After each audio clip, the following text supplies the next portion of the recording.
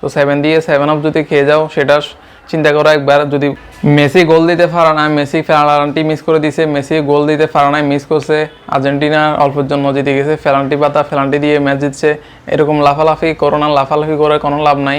নিজেদের চিন্তা করো, নিজেরা 7 তারিখ 7 আপ যদি খেয়ে যাও, সন্দেহ আছে 7 তারিখ 7 মাস 7টা বাজে খেলা হবে। তো সেই 7 মাস 7 তারিখ 7টা সব 7, তো 7 দিয়ে 7 আপ যদি খেয়ে যাও সেটা চিন্তা করো একবার। যদি কোনো রকম উরুগুয়ের সাথে যদি 7 আপ খেয়ে যাও তখন কি হবে, নিজেদের চিন্তা আগে করো। নিজেরা কীভাবে সেমিফাইনালে যাবা, কীভাবে 7 তারিখ 7 মাস 7টায় 7 আপ কীভাবে খেয়ে যাবা সেটা চিন্তা করো। মেসির চিন্তা করো না। মেসি না দিলে কি হয়েছে, আমরা বাকিরা তো দিছে। আর মার্টিনেজ থাকতে, আমাদের বাস পাখি থাকতে আমরা কোনোদিন ম্যাচ হারবো না, আর ফাইনাল ম্যাচ জিতবো আমরা।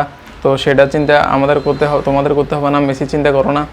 মেসি না থাকলে কী হয়েছে, মার্টিনেজ থাকতে ম্যাচ কী হারাবে মার্টিনেজ।